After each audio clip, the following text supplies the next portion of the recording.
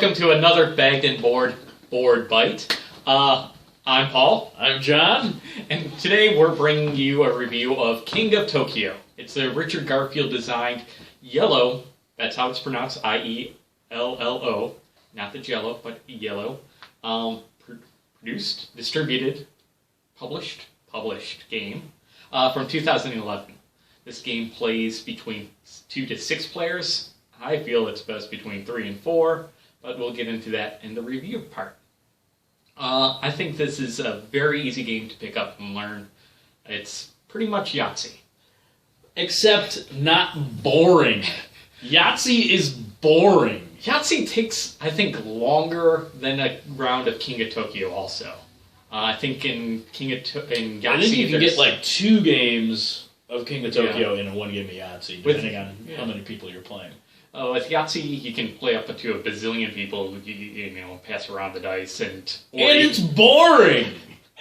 And also it plays like 12, 18 rounds, I don't even know.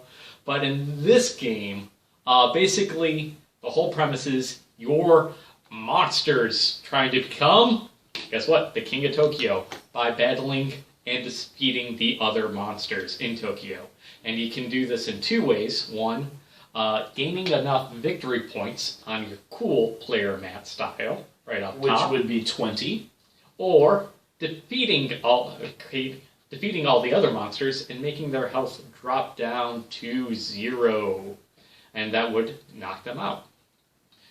You do this by rolling dice. And much like in Yahtzee, you're trying to collect sets. So you can collect sets of fists. I can't see them. So, fists. And that will attack the monsters when you are in, all other monsters while you're in Tokyo City. Or, if you are in Tokyo City, the other monsters can hit you, and that will reduce your health.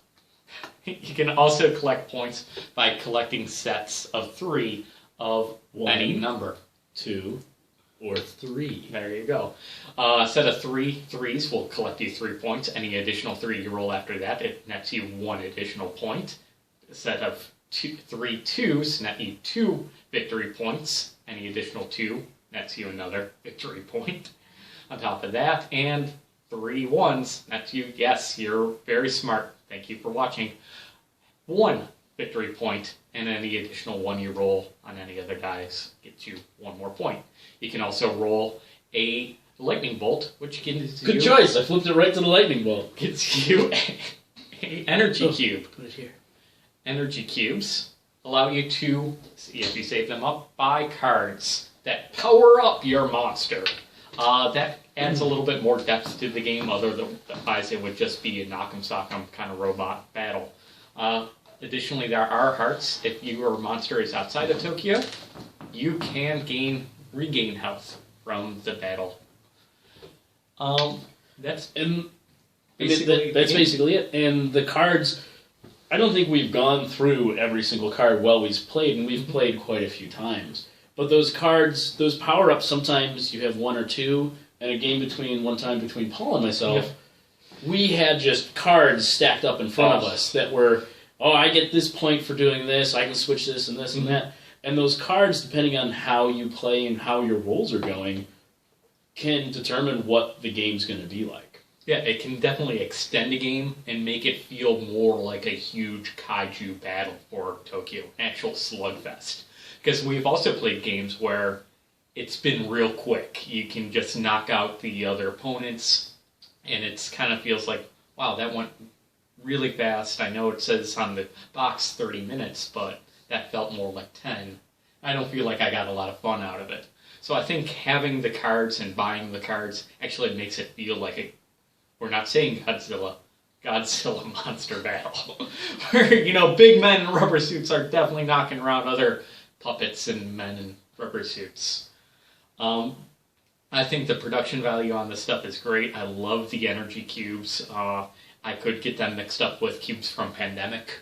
You know, they look like another virus. Very easily. But, you know, they're nice plastic. I do enjoy the cardboard standees for the monsters. I know some people say they'd rather have, like, miniatures. full plastic miniatures? I think they're fun, and they do what they're supposed to do. They serve their purpose of showing your character in and outside of Tokyo. I wouldn't want to, give this to a real little kid that put it in their mouth or anything, because that would definitely wreck the cardboard. And also, you do have these little pieces on the outside that could easily be bent if people aren't, 100% careful if they start play acting with the thing. But if you're an anal retentive 30-year-old, you're fine. Exactly. Don't worry about it. The cards are all, you get a good stack. I feel like we've played a lot, and I don't feel like we've seen all the different powers that are out there yet. And sometimes I wipe the board. Constantly. Set up a new set. Constantly. So it's really fast to get into, really easy to set up. Basically, everybody picks a monster. You deal out 3 cards to start. That's where you can purchase your upgrades from, and then play out the player board or the map of Tokyo. See, this is where I get a little bogged down when it gets up to the 5 and 6 players. There's an additional part of Tokyo, and I think that's to help speed along the game. But still, with 5 or 6, I feel like it slows down a little bit. Other than that, fun game. Fun game. Definitely something we enjoy playing in a party setting, and it's easy to teach. 1 or 2 rounds, you basically have it down, and then you just learn the little bit of tweaking of, oh, I should be buying these cards, or I should be sweeping the board because I see that guy's going to try to buy that card that could totally screw me over.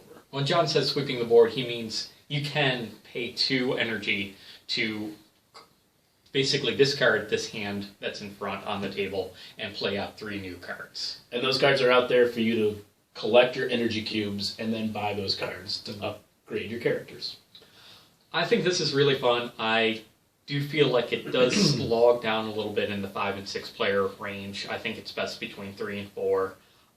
Especially if everybody is sitting there and just sitting outside of Tokyo and gaining energy, and not moving forward with getting victory points, rolling for victory points, or rolling to do damage.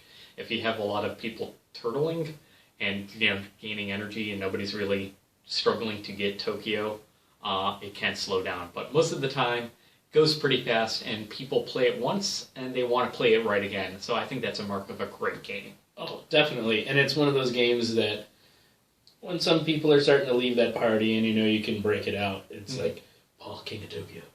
King of Tokyo. Everybody else is leaving. We can play King of Tokyo. Want to play King of Tokyo? Yes! All right.